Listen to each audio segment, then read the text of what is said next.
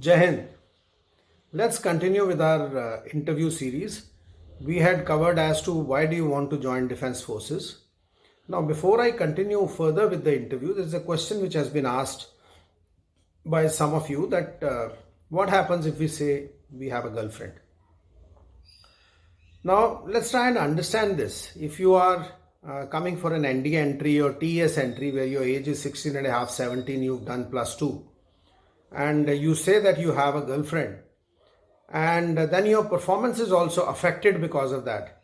Now, you must remember at that age, you are surviving on the resources of your parents. And instead of utilizing those resources for your education, you are spending it on your girlfriend. And then your performance is also getting affected. Then that means you've not been responsible enough. Suppose you are coming for a graduation entry. And in that graduation entry, you have a girlfriend. Then in that case, and it's not affected your performance, in that case, what matters is what is your attitude towards having a girlfriend. Maybe interviewing officer, normally we avoid this question. We don't ask you about your girlfriends. But at times, if interviewing officer wants to, he can. I mean, there is no embargo on him. Suppose he says, you look very handsome, I'm sure you must be having a girlfriend, and you take that bait and say, oh, yes, sir, I do have a girlfriend. And he says, how difficult it is to make a girlfriend. And you say, sir, it's very easy these days. I've already had 3 of them. This is the 4th one I'm going steady with. Then he says, oh, is it that easy? How come? He says, sir, it's very easy to, have girlfriend, use them and then change, have another one. This is the time that one should enjoy. Now, here, what's wrong is your attitude towards having a girlfriend. As long as you say you have a girlfriend, you're going steady with her, you are looking for a job, and once you settle down, you want to marry that girl, then there's nothing wrong. But if you are using that girl as a commodity, and your attitude is that you use her for your sexual pleasures, then there is something amiss. So that is not acceptable. So it's not only having a girlfriend, it's with what attitude you have towards the opposite sex, that also matters. So now let's move on to the second part of the interview, in which interviewing officer again asks you a couple of questions. He says, okay, now tell me something about your family. Tell me about your grandparents if they are staying with you. Should you face a problem, whom do you approach in your family for help? How much of pocket money you get? How do you spend that money? What are the activities you get involved with your family while you are with them? Any friends that you've made close to your hometown? Tell me about all this. Now, in this case, if your grandparents are not staying with you, then you need not mention about them, because he's qualified it right in the beginning that mention about your grandparents only if they're staying with you. Then is when you're describing about your parents, the mistake that you do is whatever is written in the PIQ form, you tend to repeat the same. You see, whatever you mentioned in the PIQ form is available to the interviewing officer, and he is not asking you to give those details, right? And second thing is, some of you start mentioning that my father is Ramesh Chandar. Now, interviewing officer may not be interested in the names of your father, mother, sisters and brothers. That's not relevant here for the interview. I'm not saying they're not important, but it's not relevant here. So what he wants to know is, what is it that your relationship with each one of them? So what I would recommend is, while you are describing this, describe about your relationship with your father. Give out some good qualities of your father. Why do you love him? Give your relationship with him, that is, whether it's formal, it's informal, it's friendly. Normally fathers are a little stern in the family, normally. So the relationship of children with the father is a little formal, and maybe they are more closer to the mother, because mothers are, as mothers are. So there is no harm in that. I mean, there's nothing wrong. Second thing is, then you describe about your mother in the same manner.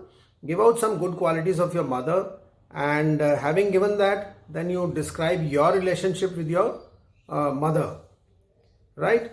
And similarly, describe about your siblings as well. But normally what happens is you tend to forget about your siblings at all in this entire thing. Maybe you've had that sibling rivalry. You must have had those remote control fights as to who will see which TV channel at home. If you are the elder brother or elder brother or sister, you would have helped your siblings doing their homework. Maybe you would have helped them in giving some extra pocket money on the side if you are earning, or doing tuitions, or earning in some manner. So give it out, right? You're growing up, and when what happens is one of you is ready to move out of the house, then these rivalry changes into fondness for each other, right? So give this growing up together, explain it. There is no embargo on time. You take your time and explain. As long as you are speaking relevant things, interviewing officer will have no objection to listening to you. Then also give out what is it that you contribute towards the family. That is, do you help your mother in kitchen, or maybe doing dishes, or doing the dusting at home, maybe going out in the market, doing the bank work, or getting groceries for the home? Or is it that you come back home and you say, mother, I am so tired now, give me a glass of water also on the bed? Remember, we do not like parasites in the army. If you are a person who's contributing member of the family, then it's good. If you are not, then you develop that quality that you should also contribute towards the completion of tasks in the house. That is important. Okay, so give it out in that manner. Then should you face a problem, whom do you approach in your family? It may be that you approach your father, maybe you approach your mother, maybe you approach your siblings, or maybe you approach for certain things to your mother, and then for rest of the things you approach your father. It's okay both ways. I mean, there's nothing wrong. But whatever it is, you give it out, right? Then you also explain, the entire thing. Once you've done, I should get a feeling that, the candidate belongs to a happy, well-knit family, right? Because a product of a happy, well-knit family will be good. At times you have certain, crises at home. Maybe somebody is expired, or maybe your father is abusive, maybe father is drunkard, maybe there is domestic violence at home. Then I don't say that you hide it, you give it out, but we are interested in what impact it has had on your growing up. Suppose one of the parents is not alive, then we want to know at what age the father or mother had expired, and what is the impact of his death on your growing up. If there is no negative impact, we are okay with it.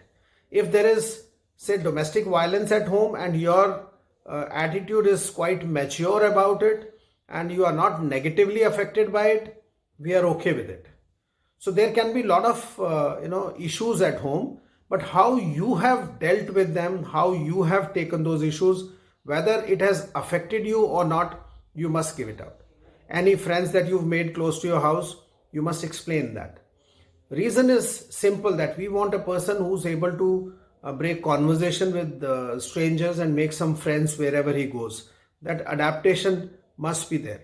So you should have some friends in college, you must have had some friends in school, you should have some friends close to your house, and if you're working, you should have some friends at your workplace, right? So that makes sense. That means people are ready to trust you. They are ready to go along with you. They are ready to mingle with you. They are ready to be friends with you. So try and explain in that manner.